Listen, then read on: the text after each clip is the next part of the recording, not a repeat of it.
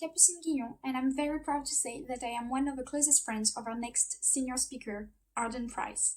We met while they were in Washington for a year, and I happened to also be in Washington for a year as a French exchange student.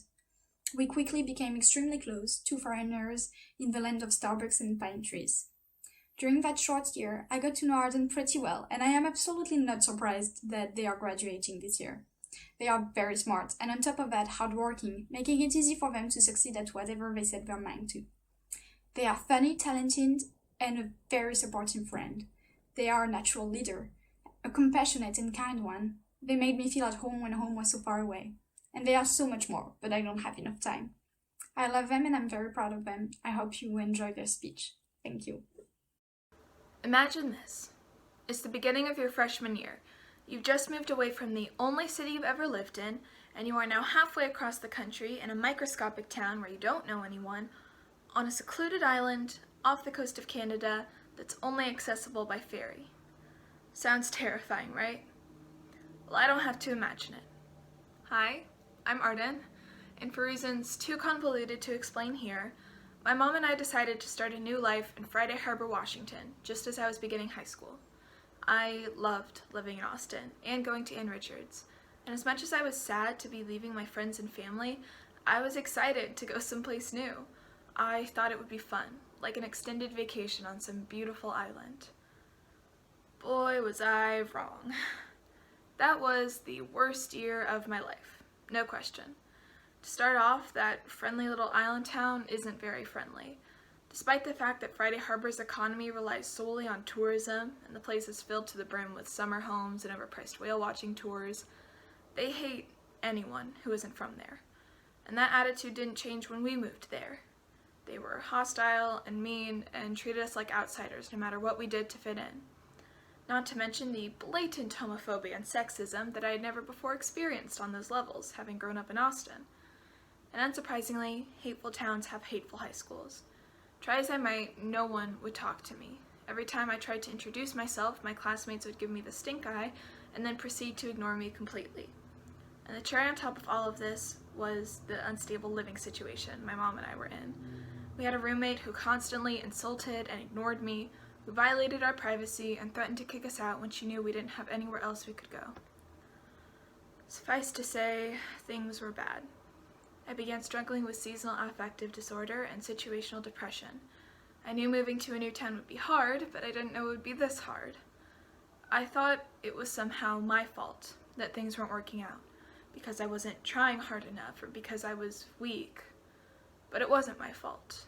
Sometimes things just don't work out. Regardless, I knew I had to do something. I felt alone and afraid constantly, and that's no way to live. Unfortunately, I didn't have a lot of control over my situation, nor did I feel at all brave enough to do something radical and life-changing. So I started small. I took a walk in a new direction. Yeah, I know, that doesn't sound very impressive, but it was to me. For a moment, I felt like I had control over my life again. I felt like I had the power to do something different, even if it was something small and unimportant. So I kept doing that.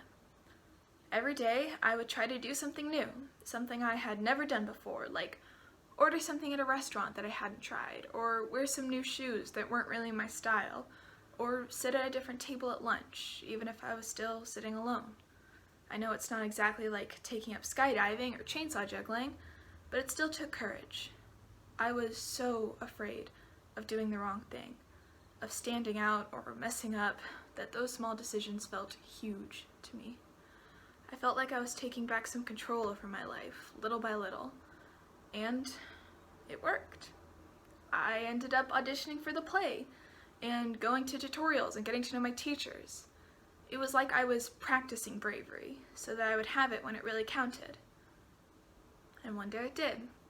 My biology class was waiting at the door to be dismissed to lunch, and I found myself standing next to the French foreign exchange student.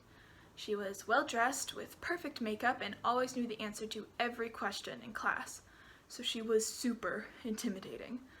Now, I had given up on the whole try to make friends thing months ago, but for whatever reason, on that particular day, I tapped her on the shoulder and introduced myself. She said her name was Capucine Satsuki Guion, or Capu for short, and I found out that she had been eating lunch by herself too. We've been best friends ever since. Suddenly, things weren't so bad. Capu is smart and funny and absolutely insane, and she instantly brought so much joy into my life. And things didn't stop there. Soon Clarence was hanging out with us, then Jessie, then Mel, and soon enough I was surrounded with some of the closest, most amazing friends I have ever had.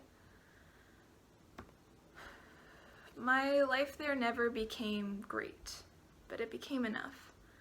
Soon it was summer again, and I watched Capu get on the ferry and go back to France. 3 days later, I did the same. Not the France part, the leaving part. So yeah, I moved back to Austin. And coming home didn't mean I was a coward or that I was running away.